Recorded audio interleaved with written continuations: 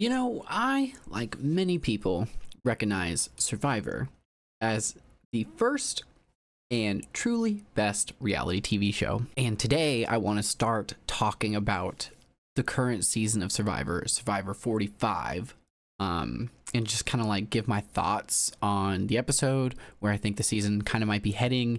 And I think I might do this with maybe not every episode, but possibly every other episode of Survivor moving forward, at least for this season, because I'm really enjoying it. And I think it might be fun. So I'm going to do that. So we're picking up from episode 5, and we're just going to jump in. Here we go. Okay, well, I'm finding out as I'm doing this that there's actually really no easy way for me to show even just brief little clips from the episode in order to contextualize what I'm about to say as I'm about to say it. Not sure how other YouTubers get around that, but whatever, pushing through. Gonna talk about the episode because I want to do that. So the first thing we need to talk about is the Sifu vote from last episode, episode 4. At the end, there was one vote for Sifu, even though Sean was like, hey, I'm done, get me out. And he wants to know who did it at the end of that episode. And we pick up right there. So this situation was a little crazy back at camp. One thing I thought was really interesting is Sifu is, saying seeing my name was super wild, and D and a couple other members of the tribe, I think everyone else really was like, I can't talk about it right now, I'm not ready. They're like saying I'm still processing. And then seconds, if not moments later, D starts asking everyone who they voted for, which to me, I don't know, it's just obviously they're hungry, they're tired, they were shocked by what just happened, but like it just doesn't seem like very smooth gameplay to me when she's the one who voted for Sifu. But whatever, that's her game plan. So she's asking who they voted for. Everyone says, I voted for Sean, it must have been Sean who voted for Sifu. And then Sifu's like, well, that's funny, because Sean told me on the way out that he didn't vote for me. And they're all like, he said that, and they're shocked, but they did not see that coming for sure. And so now they're like scrambling a little right after the vote, trying to figure out what they're going to do. And that tiny little phrase of I didn't vote for you, when he told Sifu, just took this tribe that was already fractured a little and just really emphasized, like really made those cracks stand out and deep now, because there's huge distrust now on Sifu's end. The girls obviously feel a way about Sean. It's a whole thing. There was also that moment where Jake passed out again over the fire. And something I felt like no one talked about is that happened right after Bruce was like, get up, get off your ass. And he's like helping him up. And I know he was joking, but that's kind of been Bruce this whole time, is like low key telling everyone what to do. And I haven't seen him doing a whole lot other than telling people what to do while also saying, I'm not the leader, I don't want to be the leader. It's really funny. So they all kind of let him get away with it for whatever reason. So he's like, Jake, get up off your ass. You can't be lazy. And he pulls him up, and the guy takes 2 steps. And then, because he was pulled up real fast, blood hasn't been eating. He drops, and he like faints again, which he did the last episode, like almost into the fire, if I'm not mistaken, because he was like blowing into the fire, I think. I don't know, but he somehow didn't get hurt when that happened. I was never clear on where he was when that happened the first time, but he fell again. And I think it really speaks to like what this does to people. Like he was someone who worked out for 2 years coming in, which some might argue makes it worse, because you're really going through like the physical shock of no longer eating nearly as many calories as you typically would have. And also on top of that, you're getting restless sleep, most of us probably, and you're doing more physical exercise and exertion than most of us really ever do, ever, minus the people who like work out kind of like Jake did. But those people also have incredibly high calorie intakes typically to supply their very capable bodies with the energy to do what they do, even just working out to maintain it. So like that steep drop off of calorie intake, I feel like it really takes its toll. And seeing this dude, just have 2 moments, like just for a moment, I think it really speaks to that. And as someone who recently has started tentatively really trying to work out just to get my body more capable, not to get big or muscular just to, so I feel like I'm not gonna fall apart. I feel like I can really understand his frustration, even though it's like under extreme circumstances. I feel like I can understand why when he like dropped to his knees and was like feeling out of it again, he was like, man, how is it that I can work so hard for so long specifically just to be here and it's still not enough? Like I can't specifically understand what that feeling's like, but I can understand the concept of it and understand that if I felt that way, I would probably feel very not good about myself. It would be frustrating. So I felt, I don't know, my heart went out to Jake in that moment, even though he hasn't been my ultra favorite person throughout this. Not that that really matters in terms of like being able to empathize with the person. Katura, someone I actually really admire, she got caught searching for the idol, like so many people do, because she was searching by herself, because she's low-key kind of been doing her own thing, but her tribe isn't really hearing her, because like she was spot on with Bruce. She is spot on with Bruce, has been the whole time, and no one's really willing to hear her out on that. So I get why she's kind of like, I guess I'm kind of on my own here and I need to kind of look out for me, because Bruce definitely knows I'm putting out some fuck Bruce vibes, so I know that's coming at some point. I gotta prepare. So I get that. She's looking, they come back, they catch her. Caleb sees her first. He's like, hey, Katura, trying to get her to not get caught, but she gets caught. Everyone sees it.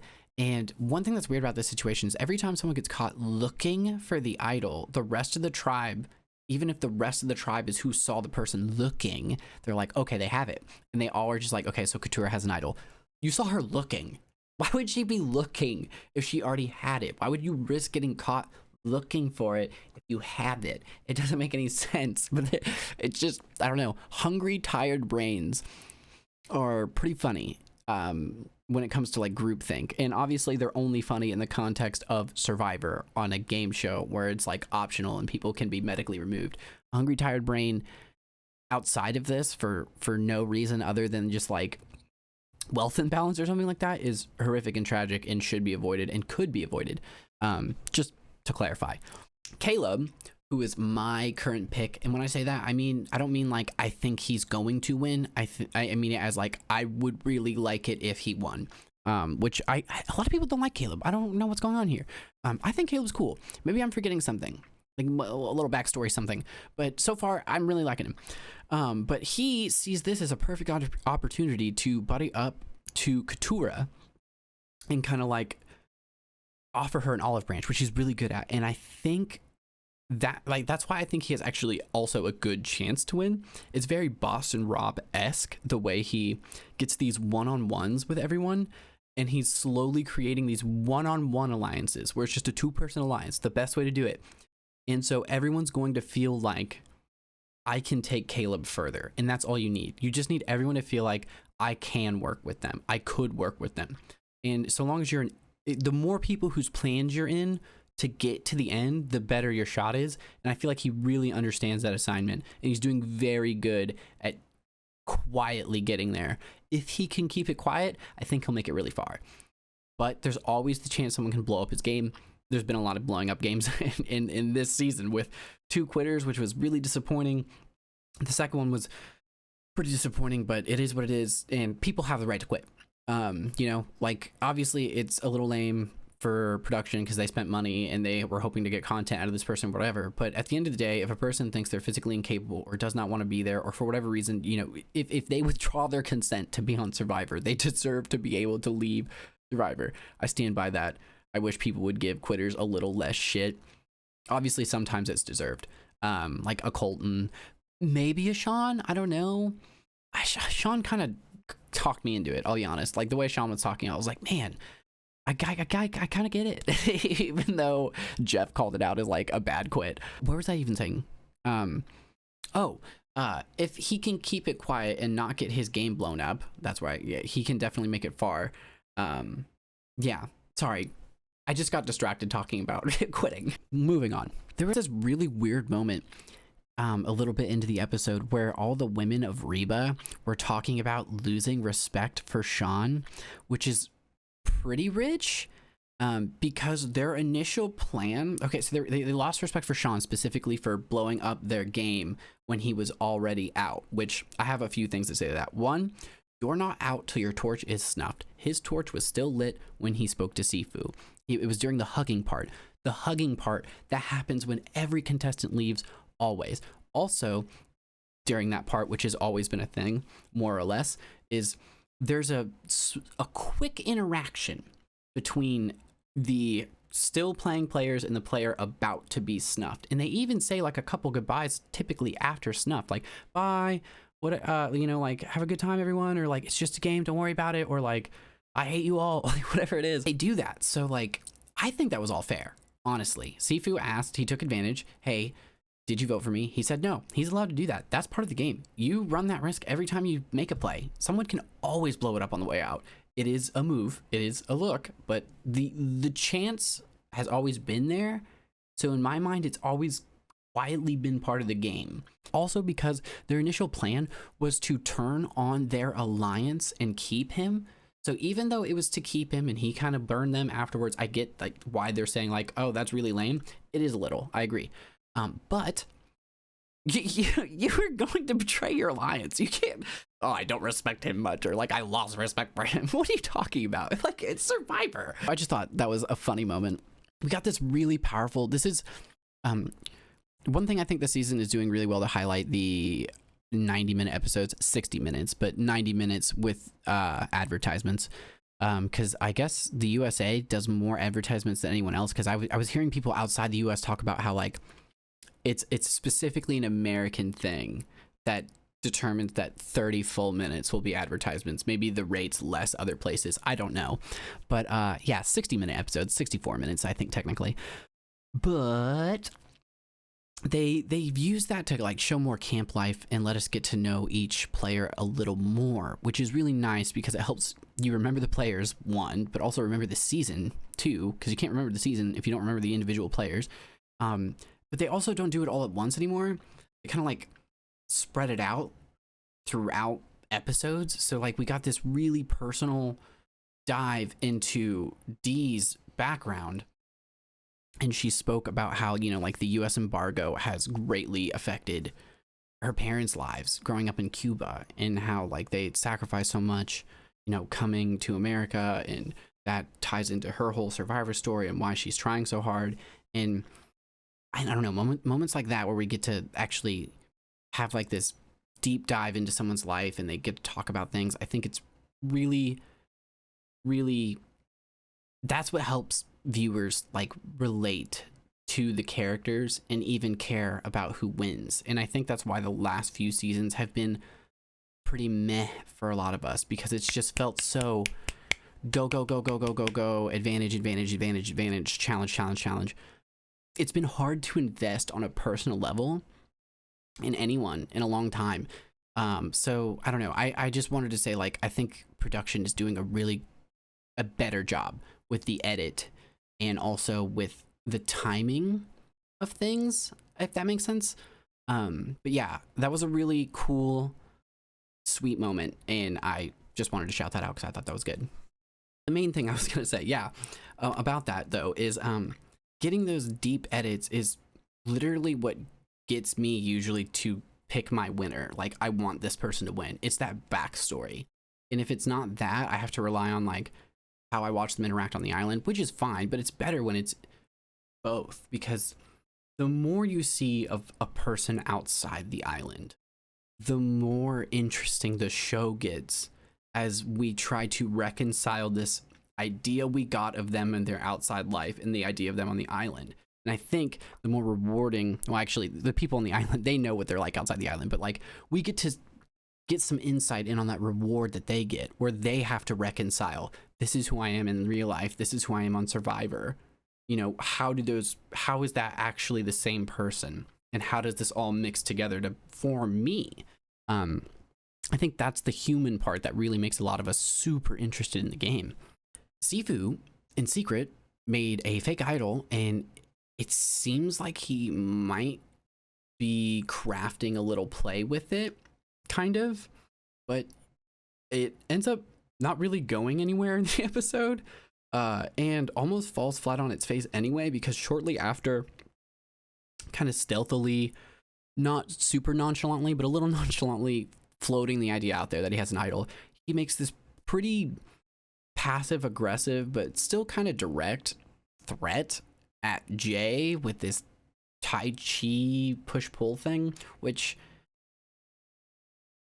it's cool. And maybe he does really like that part. Maybe that push-pull fighting, you know, seeing the energy and before a fight, or I'm not sure specifically what he's speaking to. I don't know what it's called, is what I mean. But that might be one of his favorite things to do in Tai Chi. It probably is even, but it was the tone and when he said it and who he said it to that made it all very like, okay, so that was a little weird, because at first it seemed like he was trying to be like sly about like, okay, I know they're plotting against me. I gotta do something to kind of like pull a move out. And then he like does a little bit of that, and he's like, by the way, I'm coming for you. Wow. Well, now they know.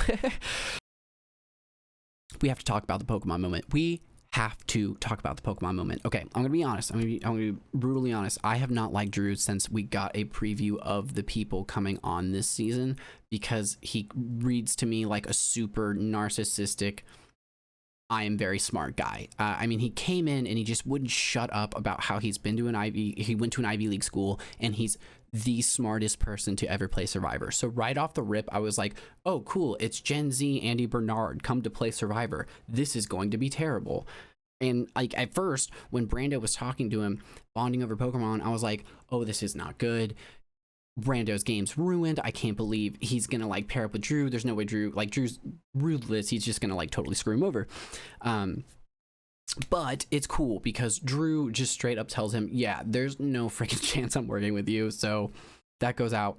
But one thing about this moment that I thought was really interesting is Brando, when they were bonding over Pokemon, he's talking about the Masudo method, you know, like getting foreign Pokemon to breed them with your region's Pokemon to increase the chances of a shiny. He's talking about the odds of legendaries in various raids, odds of, you know, various generations, how things worked, broke down, updates to systems. He's unintentionally showing how good he is at strategizing in analyzing a situation and determining a pretty effective way of going forward. Not to say that no one else has this skill there. I mean, I'm sure a lot of them do, but he's really putting it on blast in a way he might not realize. And then I think it's super telling of the type of character Drew is. Again, this is pretty biased coming from me because I don't like him. Mr. Ivy League confesses that he straight up can't be bothered to learn any of the methods and just pays people to hack the guys he needs in, which so many things to say about that. One, Pokemon, not guys. What are you, a dad? Whatever. Anyway, also, how this conversation starts with him saying, I play Pokemon professionally, and ends with him saying, I have people hack Pokemon into my games. What? Never mind. I'll leave it there. Again, super biased, don't like Drew, but this didn't help at all. As someone who also loves Pokemon, I play professionally. I hack my Pokemon. Glad that Drew told Brando, no chance I'm working with you. Absolutely not. Get out of here. Because I didn't want him to ruin Brando's game. And I think Drew is toxic. Just saying, straight up. Weirdly enough, though, Emily, who was playing so hard right off the freaking boat, is terrified to be in the middle, which is like the big power position. I would think if anything, she was striving to be there. Although I will say in her defense, I guess, her route to the middle was pretty tumultuous. Like it's just been tribal after tribal, and it has been pretty rough. She has been on the outs more or less most of it. So I guess I can understand from her perspective how that felt maybe not good and more like being on the outs. Okay, I talked myself out of that point while I'm recording, but yeah, there's my thoughts. Okay, this moment might be worse for me than the Pokemon moment, just because of how much of a blunder it is. Strategically, and I'll go over how that was more of a blunder on Drew's part later. But halfway through the episode or so, Bruce is sitting with the three women of, was it Lulu? Is it Lulu? I think it's Lulu. He's sitting with the three women of Lulu, and they talk about push presents for women for pushing a human being out of their body and also being pregnant for 9 months. Two physically traumatizing things. He says that he doesn't think women deserve presents for that, which is just wild. Absolutely wild. A little bit of like a, I don't know. It to me, it came off as like, well, I don't get presents. So like, I don't know, just chill out. It's a man's world, whatever. I just couldn't believe he was saying that.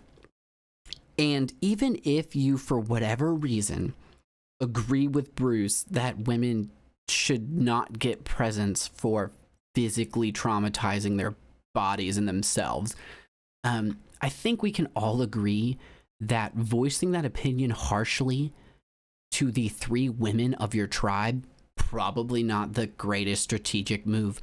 And then to follow that moment by, you know, when Katura recommends something, he says, that is the dumbest thing I've ever heard. He might have even had a point, you know, about the eating the food thing, but it's about the tone. It's about the way you said it. You already know this person's kind of aiming for you, and that might be why he didn't feel bad, you know, kind of saying that directly. But so not only did he, you know, like, women don't deserve presents for giving birth, that was really stupid. He also prefaced that was really stupid with, okay, I'm gonna be Bruce now. That was stupid, which is almost to suggest that Uncle Bruce, the fun persona he's been trying to play, is fake. Like, he basically said that in that moment, which was really crazy. I just don't understand how he plans to get far in this game. I'm pretty sure his game's over, because unless he expects these people to keep him around so he can lead them to a more trad wife role on the island, I just don't really know what he thinks his role is on the group, because so far it's been tell everyone what to do, push someone to the point of fainting, and then tell all the women you don't think they deserve presents and that they have dumb ideas. Like, okay, buddy. Going back to Reba, I cannot understand why Jay was willing to lie to Sifu and tell him, I voted for you. Even if she thinks, Sifu already thinks I did it, so I may as well, like, kind of lead him down that route so we can get rid of him. I don't know why she would do that, because her alliance is already built on the idea of, we're going to betray Sifu, a member of our alliance, to get further. So, like, kind of a bad move. And just for the sake of furthering her own game, bad move. You should never purposely put yourself on the voting block if you can avoid it. And she was willing to do that for a moment, or get herself targeted on purpose for a moment. That's crazy to me. And I feel like it's definitely backed up by the idea that within seconds of them coming up with this plan and her walking away, the other 2 members of her alliance were like, or we could just get rid of her to make our lives easier for the sake of our own games. Like, these are the same people who lost respect for Sean, even though at another sign of difficulty, they are burning their alliance the first chance they get. I just think it's a little rich. Okay, now we're finally at the challenge portion of the episode. My boy Caleb was killing it out the gate, just absolutely dominating and put his team in the lead. Then Jay comes in and Reba closes the gap and actually takes the lead a little more in that first stretch. Bruce takes the lead back for Caleb's team, but the Survivor Gods totally smiled on Reba and gave them like instant RNG luck with the picking the key for the lock to get their stick.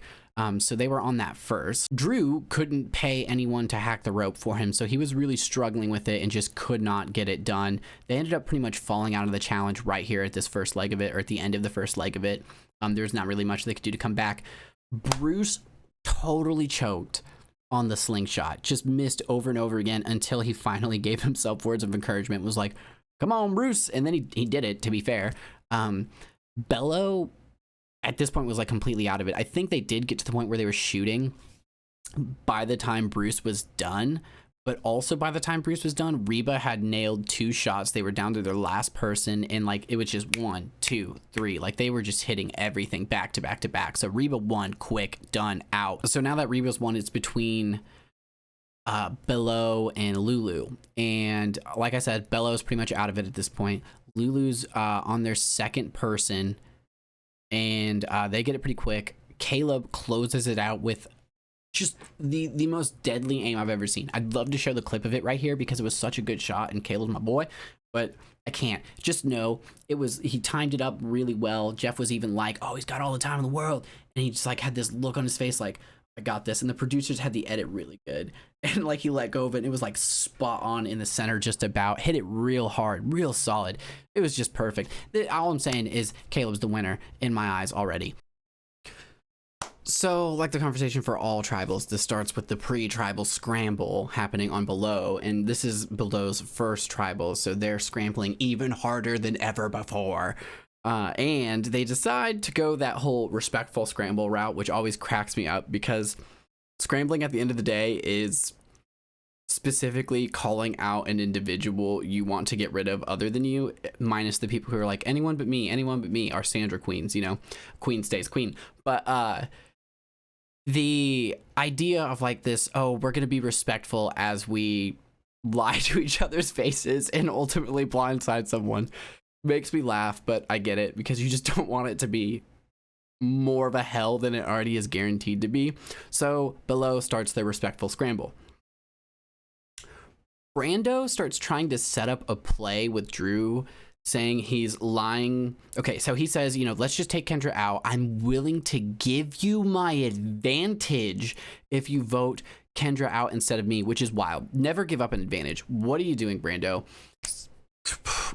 Stressing me out. Brando's trying to make a play here and use the giving of his advantage as a way to build trust, even though like voting off his alliance member would be the trust part of that. So I don't know, it just seems like a weird play to me if it is a play. Emily is kind of sitting in the middle trying to figure out if she wants to go with, you know, Drew and Austin, or if she wants to go with Brando and Kelly.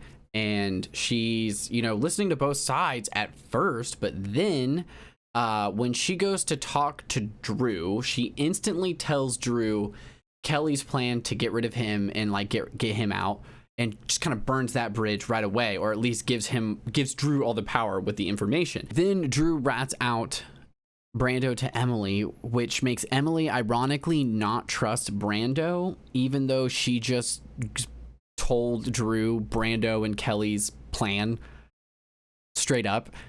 So like she's just as untrustworthy to Brando as Brando is to her at this point. Anyway, she goes and confronts Brando about the whole thing. Brando at first is able to convince her that it was not his idea, even though he could have told her the truth and said, you know, I'm lying to him to try and make this play, which would have opened the door of like, why did you craft this plan without talking to anyone in our alliance? But I don't know, a more truthful path out, I guess. Honestly, I think the whole thing was just a move for Brando to try and shift himself closer to the middle and more of a power position. And it probably would have worked if Drew wasn't constantly using his Ivy League education to thwart any and all new alliances away, which like alienates him a bunch. So then Emily thinks he or Brando might be lying, isn't sure, but she's more likely to believe Brando because Brando socially is doing a little better at like talking her out of it. So at first she's like seemingly siding with Brando and like ready to get rid of Drew. She's like, oh, Drew lied to me, it's over, he's playing really hard. But Drew ends up getting saved because his social counterpart Austin comes back from the journey at this point.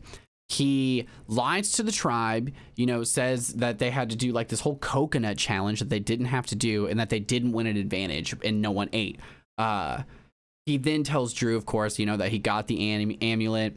And as soon as he does, him and Drew are like, okay, so we have to get rid of the other two with the amulet. Yeah, like I said, not enough time for an alliance to form. They already have previous alliance with their people. So like, I really just don't see how it incentivizes those people to work together as opposed to not take each other out.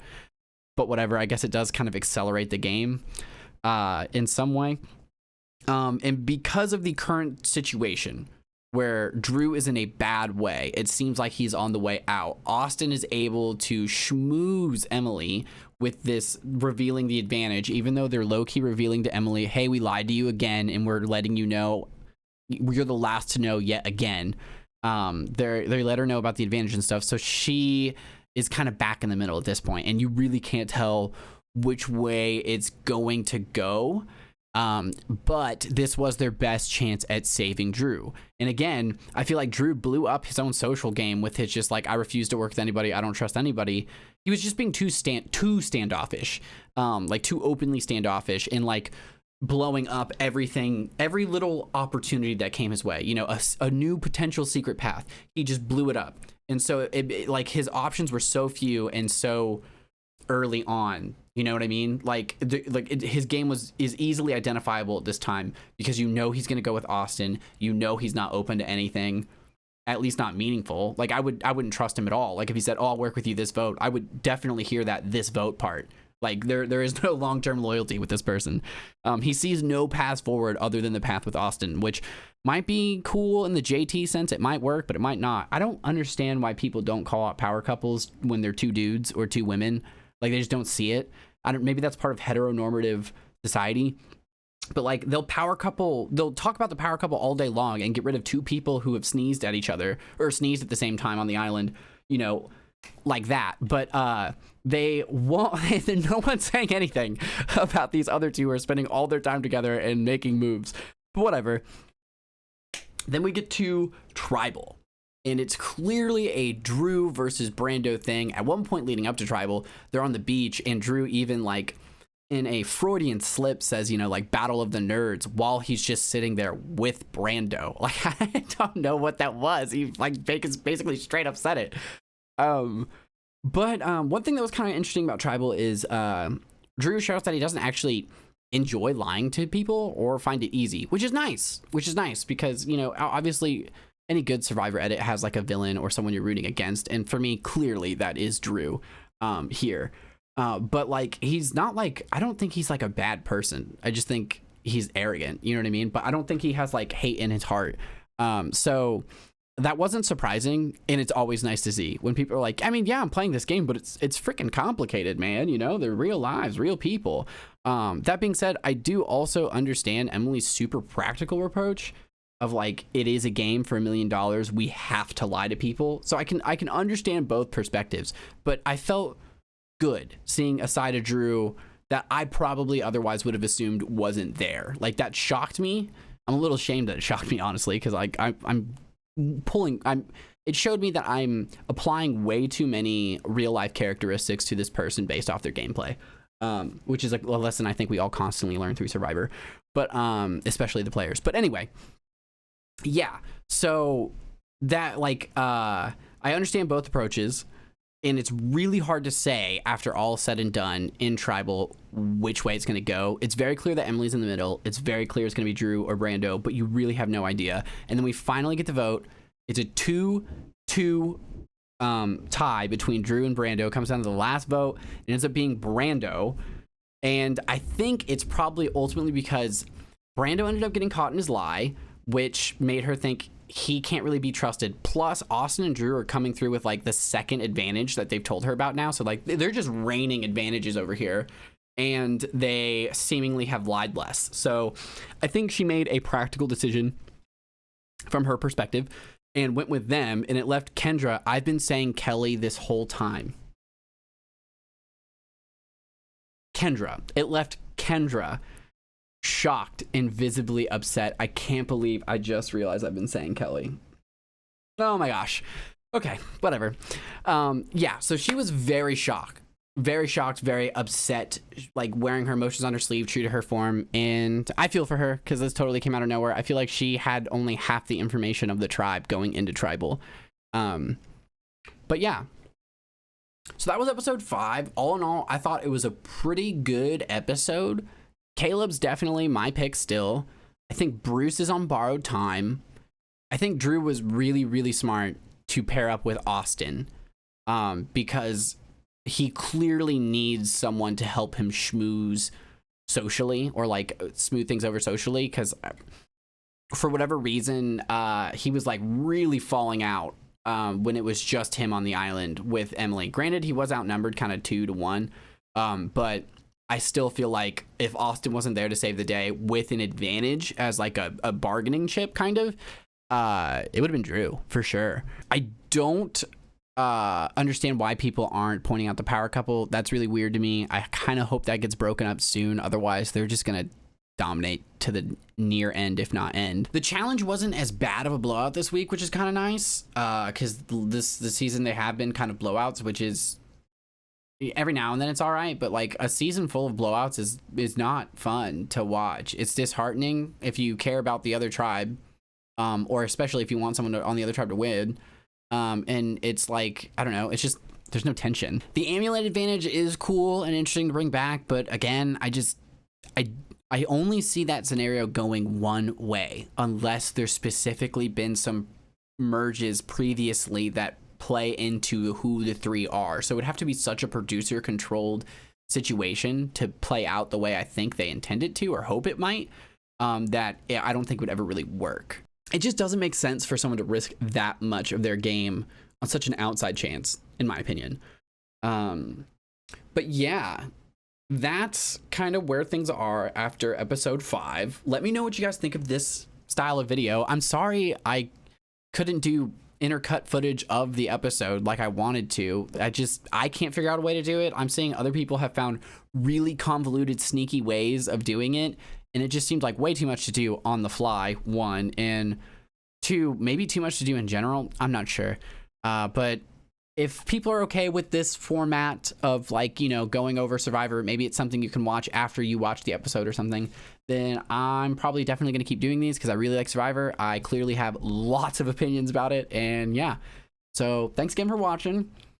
Hope you guys. Yeah. I was about to do my old intro, or the old outro there. I don't even know what outro do I do now, if I'm being honest. This is how long it's been since I've done anything. That's gonna do it for me today. I will see you later, warehouse. Catch you on the flippity flip.